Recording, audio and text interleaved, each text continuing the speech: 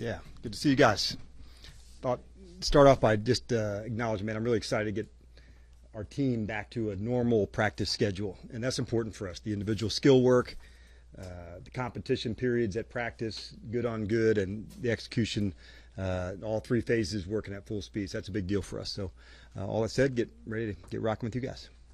Along with that, what are some of the, with Jaden, for example, you said he wasn't able to go. What are some of the things that maybe stood out in the games where you say that could be a lack of what we usually do in practice?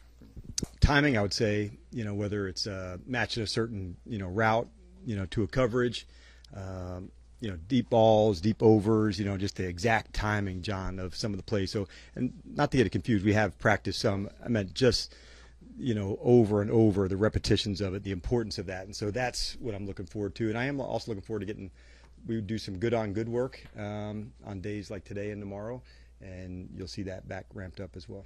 And then, I know we ask you about Marshawn every time, so I'll just get. What, sure. Yeah. What is he? What do you consistent? What do you anticipate him being able to do today, and then maybe this week?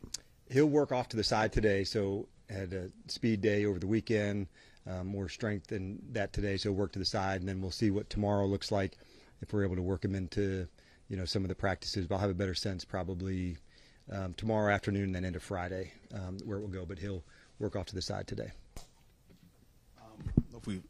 Good point, thank you. I don't know if we've asked about Austin Seibert much, but what's his status, and do you feel like he's got a chance to get going this week? Yeah, we'll get him some work into practice today, and we'll see what today and tomorrow looks like. But he'll get work both today and tomorrow, and I think we'll probably have a better assessment when we get into the kickoffs and all that into tomorrow. So today, ramp it up, and then tomorrow full on to see where we stand. And the guys that you brought over with you from Dallas, Dorrance and Dante and a couple other guys, what about them specifically, other than, like, obviously they're talented players, but you talked about, changing the culture, things like that. How did you look at them in that regard as to what you wanted to accomplish here and why those guys specifically meant something to you? Yeah, I think the line of scrimmage is a big deal, and I saw firsthand, with Tyler and Dorrance and Dante, what they could do and how they could affect the game. And so I knew having some people along those lines to maybe look around the corners as I was just getting started. Hey, what Dan's trying to say here might be X, Y, or Z.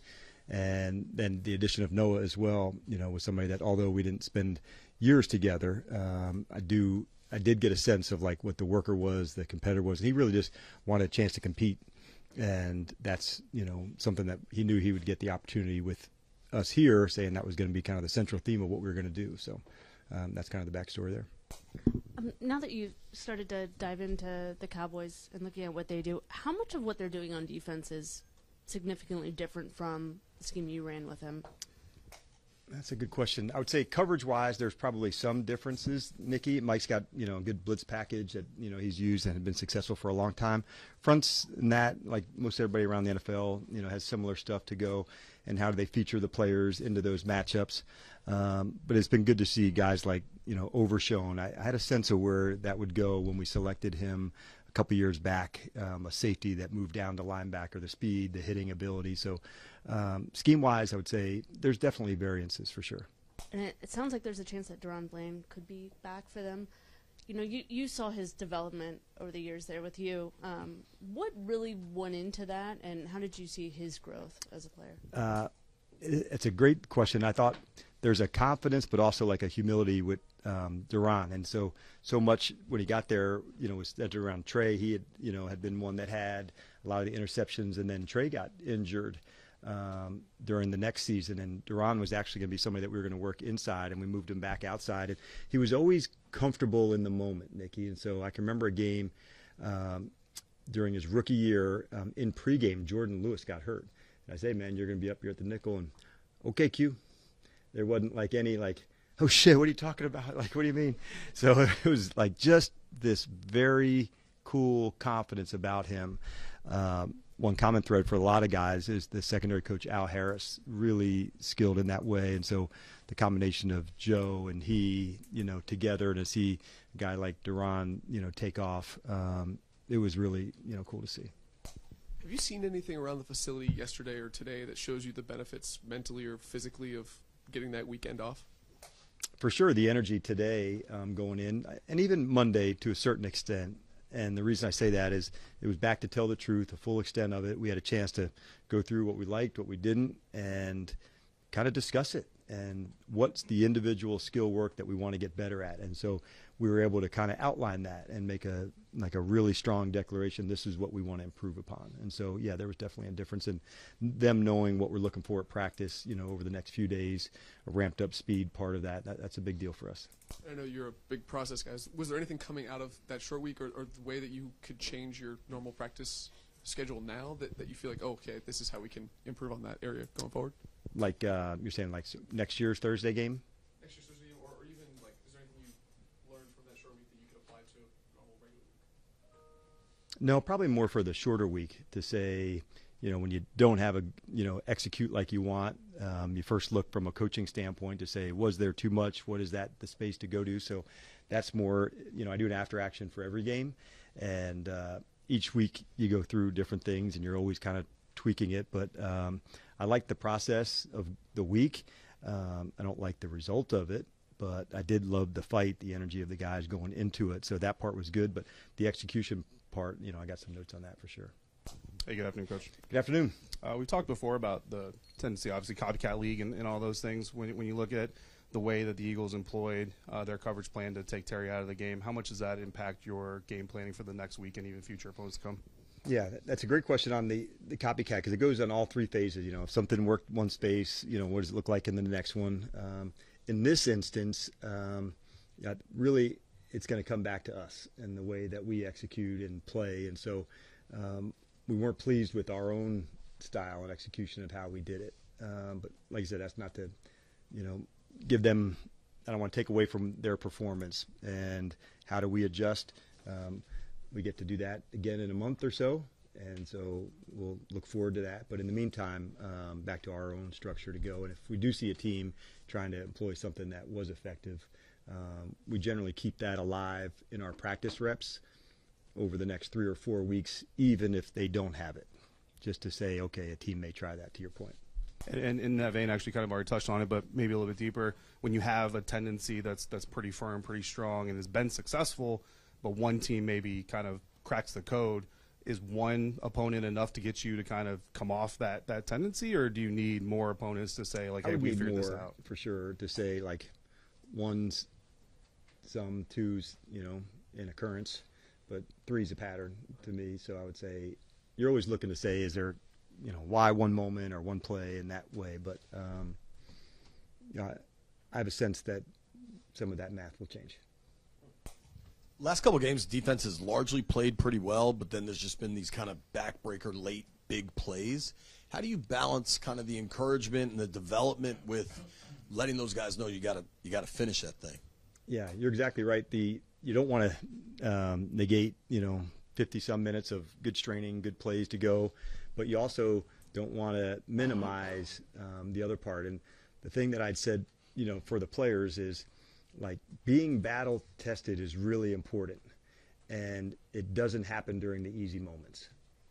It happens during the hard moments, and those are the ones that you do have to go through. It sucks when you're going through them, but you do have to go and know, okay, this is the finishing time, this is the finishing moment, offensively, defensively, teams, whatever that looks like. So you have to stand up, talk the truth about it, and then how do you work on to go get that part right? Because it's more than just mindset of finishing. It's the execution of it all. And so I love that our team is becoming battle tested. Like I said, it's not easy to go through, and it does not happen during the easy moments.